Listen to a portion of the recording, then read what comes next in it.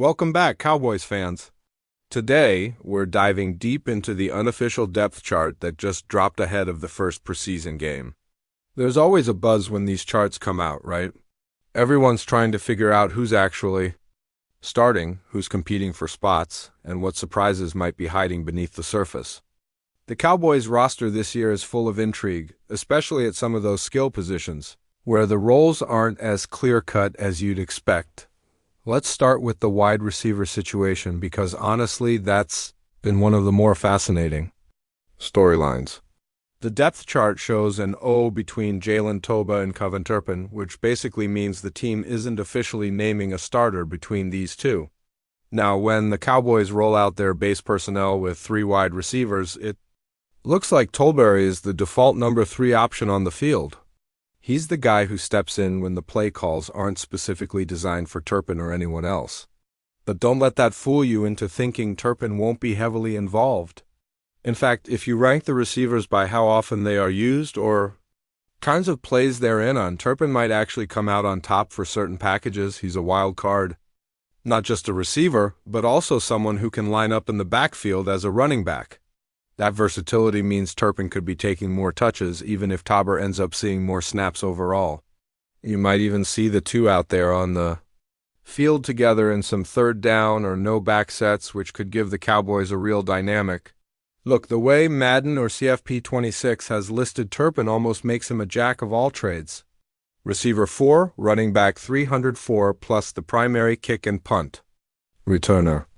The multi-faceted role could turn into one of the most exciting aspects of Dallas's offense because it keeps defenses guessing and gives the coaching staff plenty of options to get creative. Beyond that, the overall wide receiver depth chart lists CeeDee Lamb and Michael Gallup up front, followed by the Tebert-Turpin mix, then Jalen Craver and Jalen Mingo backing them up.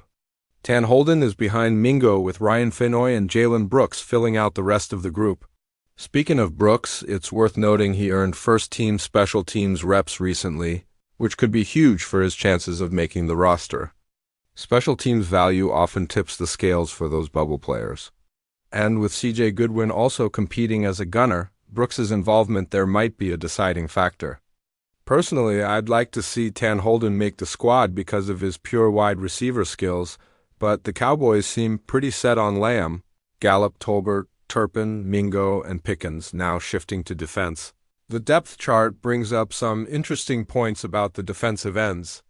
Marshawn Nelland is listed as a starter opposite Michael Parsons, which makes sense if the Cowboys are prioritizing run-toe stopping on that side.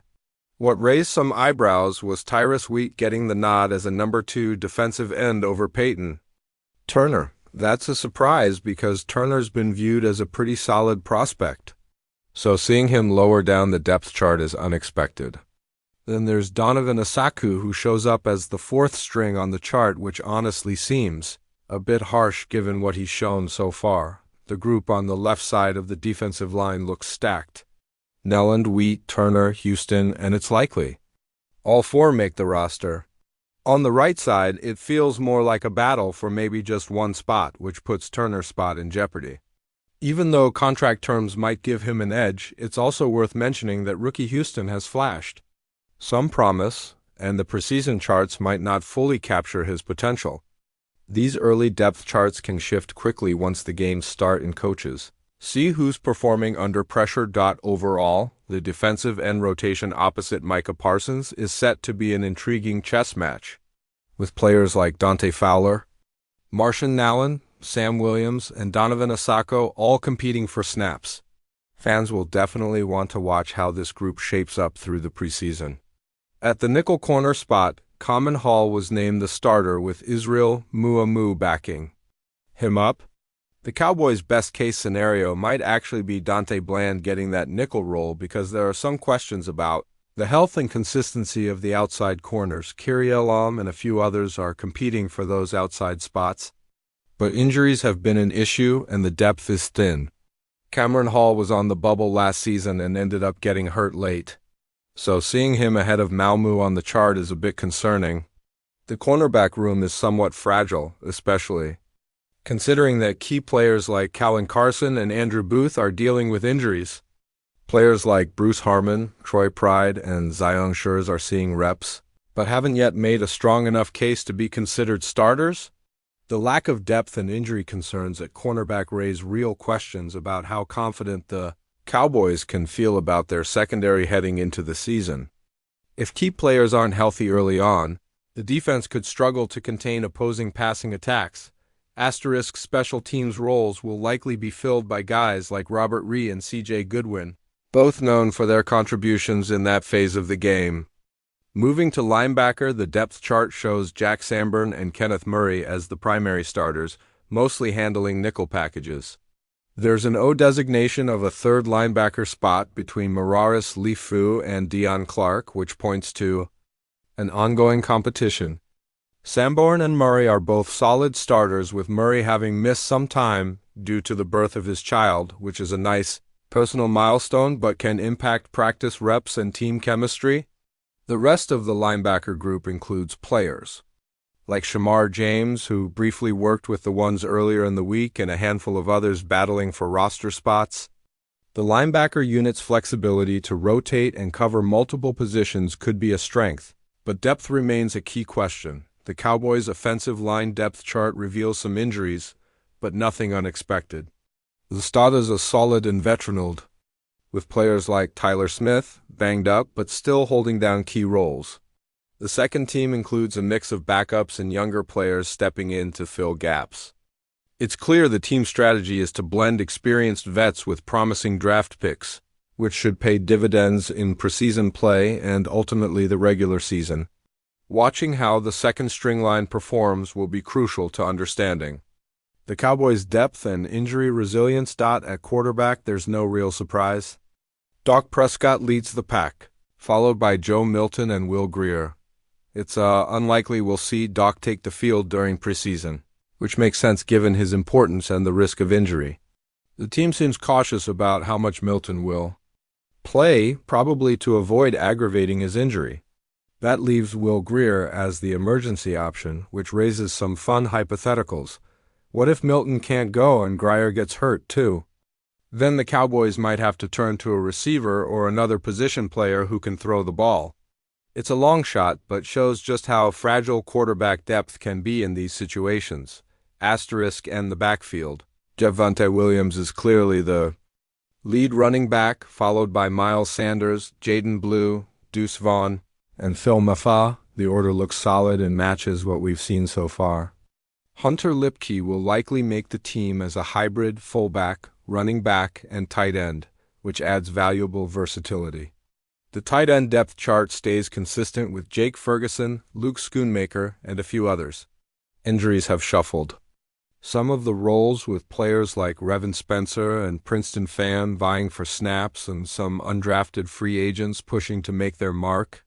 Defensive tackle sees a crowded group with Osa Odua and Solomon Thomas among the key names. Ernest Brown, quietly working his way up, could be a sleeper in the rotation. The defensive line has a lot of position flexibility, with guys switching between 3 technique and 1 technique spots as needed. This versatility gives the defense a chance to adjust dynamically based on the opponent. Safety is another interesting spot. Maris Bell is listed behind Malik Hooker, which might be misleading since Bell typically plays strong safety while Juan Thomas handles more free safety duties. Mike Smith and Elijah Clark round out the depth, with Zion Shoulders getting some reps as well. The safety group will be important for the Cowboys' defensive schemes, especially given the injury concerns elsewhere. Special teams are led by Brandon Aubrey, Brian Anger, and Trent Seek, who will all be key in those often overlooked but crucial moments of the game. The return game is a spot to watch closely because roles there tend to shift once preseason games begin. For instance, Kavanti Turpin likely won't be the returner despite some initial listings, partly due to injuries and the team's strategic plans.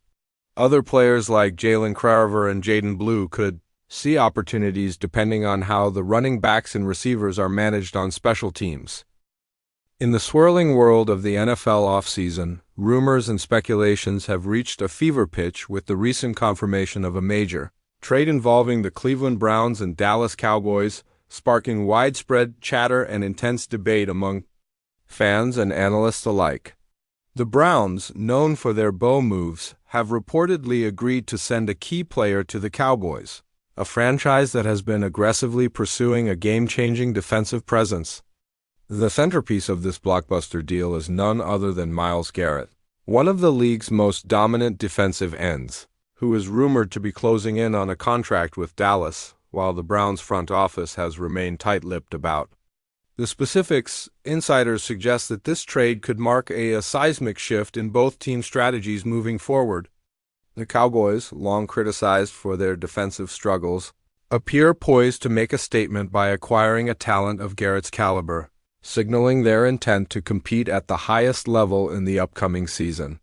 Meanwhile, the Browns might be positioning themselves for a rebuild or realignment, banking on new assets acquired in this exchange to reshape their roster and tactical approach.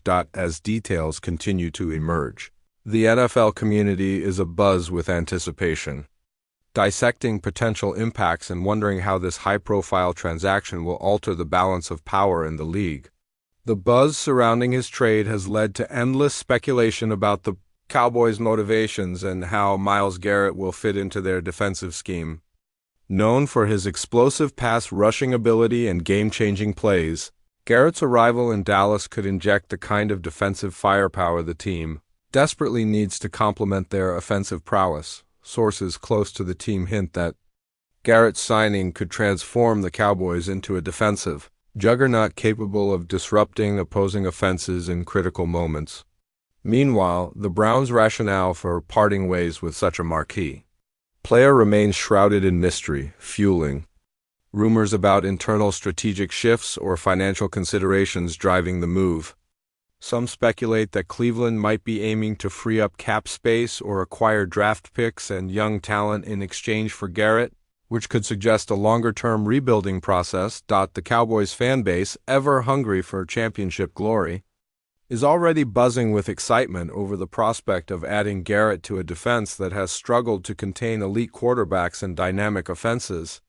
As the details of the deal crystallize, the ripple effects could be felt throughout the NFL, setting off a chain reaction of trades and signings as teams recalibrate in response to this blockbuster move. This potential union between MYLES GARRETT and the Dallas Cowboys has become a hot topic, not just because of the player's individual prowess, but also due to the broader implications for team dynamics and future rivalries.